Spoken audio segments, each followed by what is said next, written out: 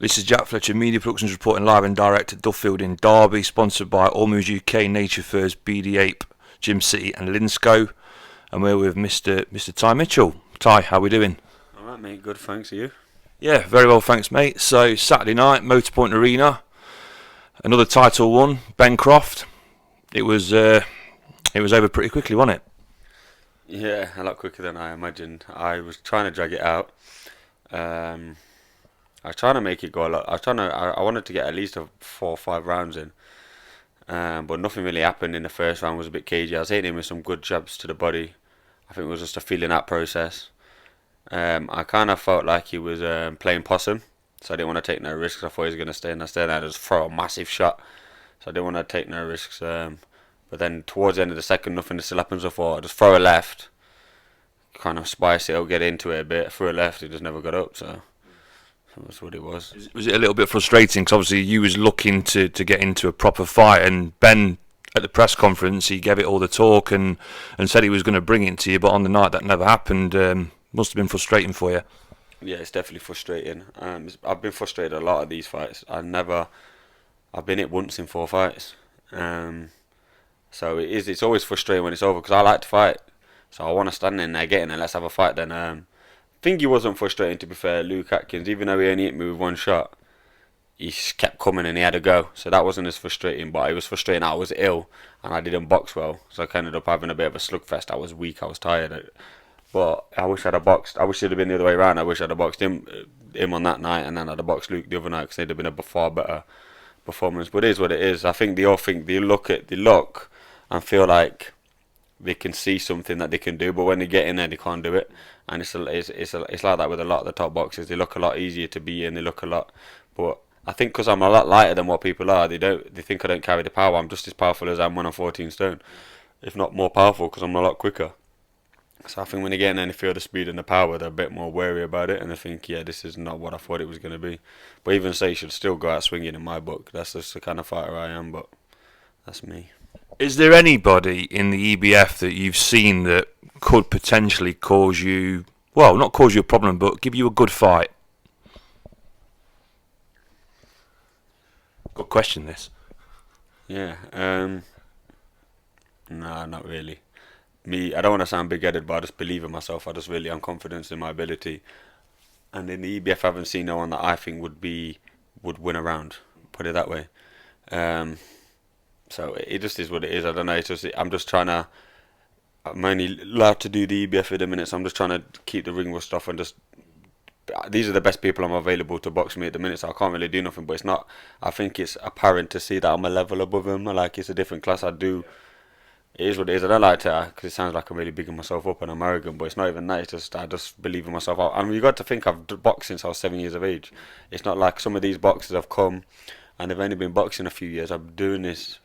It's just been my whole life. My whole life has been boxing. So I've been 22 years. I'm only 28 years old. I've been boxing 22 years. So I'm gonna be a lot more ahead of these guys. So any pros that have been starting boxing the same age as I did. But obviously I can't get there right now, but hopefully I'll get there soon. When I spoke to DILLIAN White on Saturday, he said that you world title level at your weight division, and it's a frustrating for your time for yourself at the minute, and your father, because we spoke to Clifton as well, and so I had a chat with DILLIAN White on Saturday just after you won your fight, and he did mention that you world title level at your weight division, and previously to that, a chat with your dad Clifton, and the pro license saga goes on. I mean, how close are we to getting this sorted?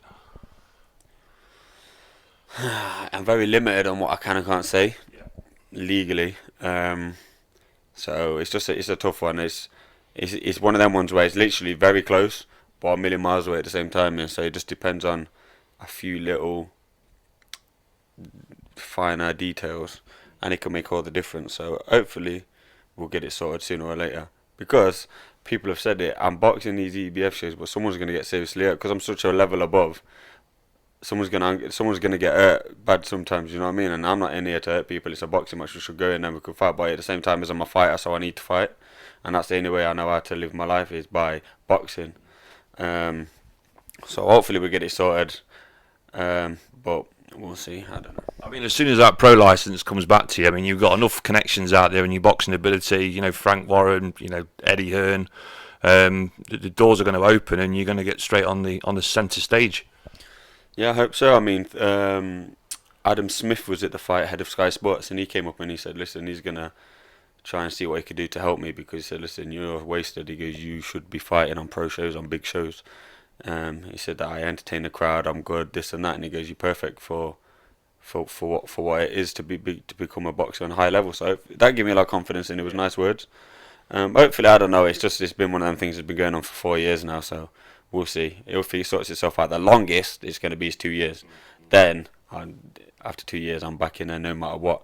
But 2 years, you're taking away a lot of my history in that 2 years. But everything happens for a reason. It's my own fault I'm in this situation. I've only got myself to blame.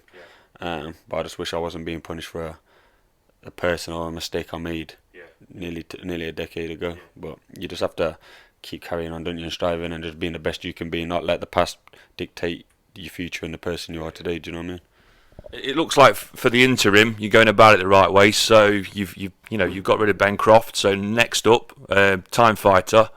That poses a bit more of a challenge, would you say? You know what? I can't say if it does or it doesn't. I think a lot of people are meant to give me good work. They're meant to give me challenges, and when we get in there, it's a completely different thing. The only thing I say is there'll be 3 fights in one night, so one of them's got to be at least, even if none of them are good, at least you get to see it 3 times. Do you know what I mean? At least it won't be over so quick. You're getting a minimum at least 3 rounds. So we'll see. Hopefully, I just think they're all going to go the same way. They're all going to get knocked out. I don't think any of them are technically good enough.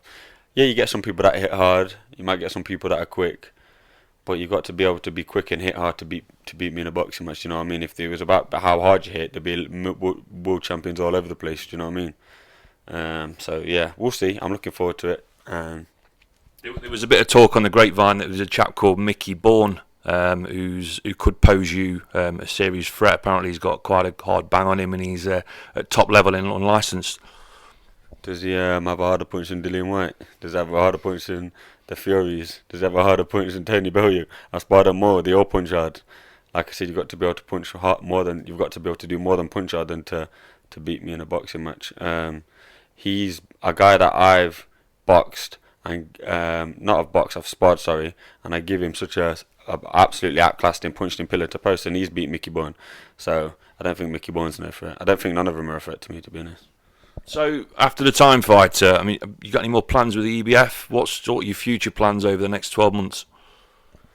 Well, I'm not really sure. I've not got no plans. The next thing is just the prize fighter. I will fight again on the EBF if my pro license is still being long. But who is there to fight for me in the EBF? I'm not even saying it. Yeah, no, there else is. Go on, say it. I know what you're going to say, but you don't want to say it. But I know exactly what you're going to say. We could have a chat off camera about that. Yeah, because he's a good friend of mine. But I don't know. It just seems like we're on a collision course. I don't know.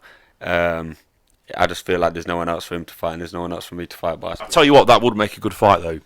It would make a good fight, and I just feel like there's no one else for him to box. He's beat everyone, I've beat everyone. I just feel like it's a collision course. But like I say, we're friends, so I wouldn't disrespect him by saying that only I'd ring him first and we'll speak about it. But that's the only thing I can see happening. But who knows? It's boxing, so anything can happen. Good stuff. Well, I'll see you at the press conference on this Sunday for Time Fighter. I think it's Sunday the 11th. Yeah, Sunday. I don't know why I thought it was Friday. Yeah. And thanks for talking to Jack Fletcher Media Productions. Top man, speak to you soon.